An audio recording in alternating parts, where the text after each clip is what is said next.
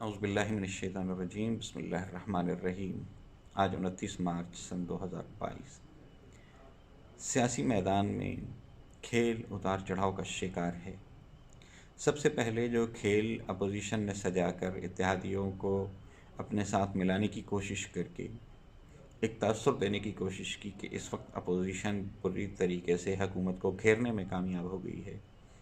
اس opposition کو جوابی وار کرتے ہوئے محترم عمران خان صاحب نے عوامی میدان میں آنے پہ مجبور کر دیا۔ اپوزیشن اس ٹریپ میں نہ صرف آئی بلکہ وہ عوامی میدان میں مقابلہ کرنے کے لیے بھی نکل کھڑی ہوئی، اور عوامی میدان میں اپوزیشن کا جو برا حال پاکستان تحریک انصاف کے کارکنان نے کیا وہ بتانے کی ضرورت نہیں۔ 27 مارچ کا جلسہ ہو یا اس سے پہلے کے جلسے، ہر جلسہ اپنے علاقے میں ریکارڈ توڑ رہا تھا، اور 27 مارچ کے جلسے نے تو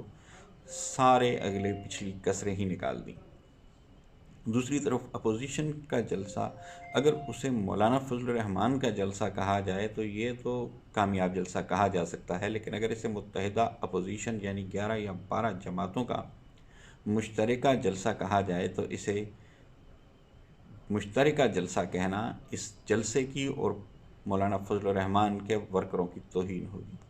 کیونکہ اس جلسے میں صرف اور صرف مولانا فضل الرحمان کے کارکنان شریک تھے، باقی جماعتیں صرف اپنا فیس سیونگ کرنے کے لیے یا سٹیج کی حد تک اور تھوڑے بہت شرکاء کے ساتھ اس مجلمے میں شامل تھیں۔ واقفان حال کا کہنا ہے، گراؤنڈ ریئلٹیز کو دیکھنے والوں کا کہنا ہے کہ یہ تمام اپوزیشن کے جلسہ حکومتی جلسے کا 1/4 بھی نہیں تھا، اور اس کی خاص بات یہ تھی کہ جذبہ اور جوش سے بالکل عاری جلسہ تھا، جو کہ مقررین کو ان کے سوالوں پہ جواب تک نہیں دے رہا تھا، جبکہ پاکستان تحریک انصاف کے جلسے کی وائبس سپیکر پہ اس طرح محسوس کی جاتی تھیں کہ ٹی وی کی سکرین پہ دیکھنے والے بندے کو بھی پتہ چلتا تھا کہ مجمع اس وقت کیا چاہ رہا ہے، کیا بول رہا ہے۔ تو ایک چارج کراؤڈ کے مقابلے میں دوسرا چارج کراؤڈ، اور پھر وہ وہی اس کے 1/4 کے برابر ہو،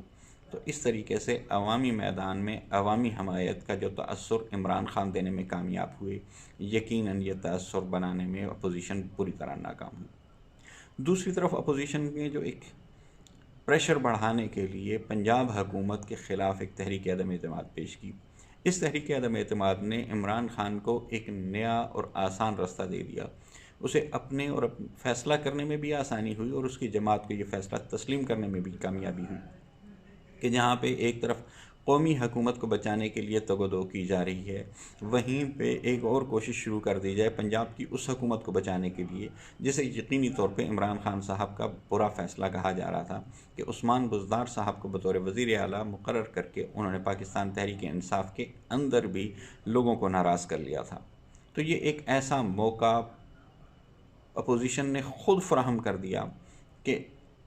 عثمان بزدار صاحب کا استعفیٰ لینا عمران خان صاحب کے لیے آسان ہو گیا، کیونکہ ان دونوں صورتوں میں اگر وہ استعفیٰ نہ بھی لیتے تو پنجاب کی حکومت کو بچانا بہت زیادہ مشکل تھا، کیونکہ یہاں پہ پاکستان تحریک انصاف کے کارکنان کی اپنی بہت بڑی اکثریت ان سے ناراض تھی۔ اس سچویشن کا فائدہ اٹھاتے ہوئے عمران خان نے صرف ایک کارڈ کھیلا اور پرویز الہی صاحب کو وزارت اعلیٰ کی پیشکش کر دی۔ چودھری پرویز الہی صاحب کے لیے یہ اپنی سیاست کو بچانے کا ایک نادر موقع بھی تھا، اور دوسری طرف اپوزیشن سے نہ تو انہیں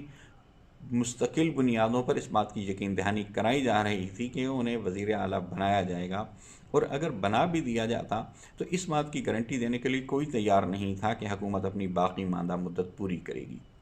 بلکہ اس بارے میں کہا جا رہا تھا کہ پاکستان مسلم لیگ نون کی حکومت انہیں صرف 2 ماہ کا وزیر اعلیٰ بنانے کے لیے تیار تھی، جبکہ پاکستان مسلم لیگ کاف 1.5 سال کے لیے وزارت اعلیٰ مانگ رہی تھی، اور پٹھانوں والے بھاؤ تول کرتے ہوئے 2 مہینے تمہارے نہ 1.5 سال ہمارا، یہ 6 مہینے پہ بات طے ہو رہی تھی۔ تو اس صورت میں جہاں پہ پرویز الہی صاحب کو پورا 1.5 سال حکومت کرنے کو مل رہا ہو، وہ اس نادر موقع کو ہاتھ سے کیوں جانے دیں؟ لیکن یہ 1.5 سال کی وزارت اعلیٰ کوئی مفت میں نہیں دی جا رہی، بلکہ اس 1.5 سال کی وزارت اعلیٰ کی قیمت پاکستان تحریک انصاف پاکستان مسلم لیگ کاف سے اس طرح وصول کرے گی کہ نہ صرف وہ پنجاب میں حکومت بچانے میں کامیاب ہوں گے، بلکہ وزیر اعلیٰ بننے کے علاوہ پاکستان مسلم لیگ کاف کے چودھری پرویز الہی اپنی تمام تر صلاحیتوں کو بروئے کار لاتے ہوئے مرکزی حکومت کو بچانے کی کوشش بھی کریں گے۔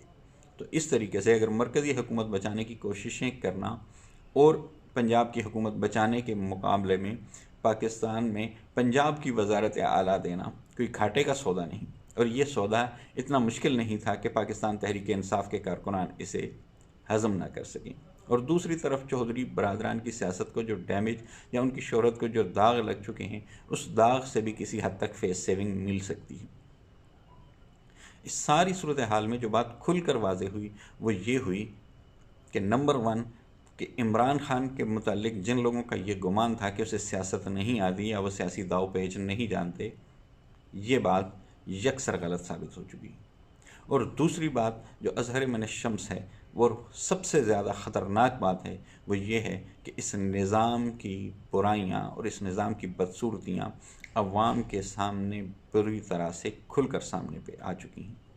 حکومت اس ڈگمگاتی صورتحال میں سے ان سیاسی چال بازیوں کے جواب میں سیاسی چال بازیاں کرتے ہوئے اگر حکومت بچانے میں کامیاب ہو بھی جاتی ہے تو پالیسیز کا تسلسل یقیناً ایک بہت مشکل ذمہ داری ہوگی، اور اس ذمہ داری کو نبھانا پاکستان تحریک انصاف کے لیے یکسر آسان نہیں ہوگا۔ اور اگر وہ ان پالیسیز کا تسلسل برقرار رکھنے میں کامیاب بھی ہو جائے تو آئندہ کے لیے اس سوال کو اب نظر انداز کرنا انتہائی مشکل ہو گیا ہے کہ یہ نظام اسی طریقے سے ہر وقت بلیک میلنگ کے سہارے چلا کریں گے۔ اس طرح کہا جا سکتا ہے کہ یہ نظام اپنی تمام تر بدصورتیوں کے ساتھ، اپنی تمام تر ناکامیوں کے ساتھ کھل کر سامنے آ چکا ہے۔ کہنے والے کہتے ہیں کہ 1973 میں جب آئین بنایا جا رہا تھا، اس وقت محترم ذوالفقار علی بھٹو صاحب کو یہ تجویز پیش کی گئی تھی کہ پارلیمانی کی بجائے اسے صدارتی نظام بنا دیا جائے، تاکہ وزیر اعظم کی بجائے صدر حکومت چلاتے ہوئے با اختیار بھی ہو اور اس کے ہاتھ میں اقتدار بھی ہو۔ تو کہتے ہیں کہ انہوں نے یہ جواب دیا تھا کہ اگر ہم ایسا سسٹم بنا دیں گے تو پھر حکمران کو اتارنا ممکن نہیں رہے گا، جبکہ اس سسٹم کے اندر ارکان پارلیمنٹ کو خرید کر حکومتیں بنانے اور توڑنے کا اختیار ہمیشہ ہمارے پاس یعنی پارٹیوں کے ہاتھ میں رہے گا۔ اس طریقے سے کہا جا سکتا ہے کہ یہ سلسلہ سرمایہ دارانہ نظام اور جاگیرداروں کے ہاتھ میں، اور سیاسی طور پہ مضبوط لوگوں کے ساتھ ساتھ مالی طور پہ مضبوط لوگوں کے لیے یہ سیاسی نظام ترتیب دیا گیا تھا۔ اس نظام میں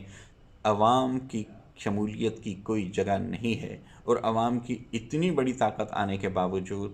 عوامی طور پہ اتنا بڑا جلسہ کر لینے کے باوجود، عوامی حمایت دوبارہ شو کر لینے کے باوجود، یہ نظام اس بات پہ مجبور کرتا ہے کہ پھر بھی آپ کو اپنی حکومت اور اقتدار بچانے کے لیے ان دوستوں کو واپس اپنے ساتھ ملانا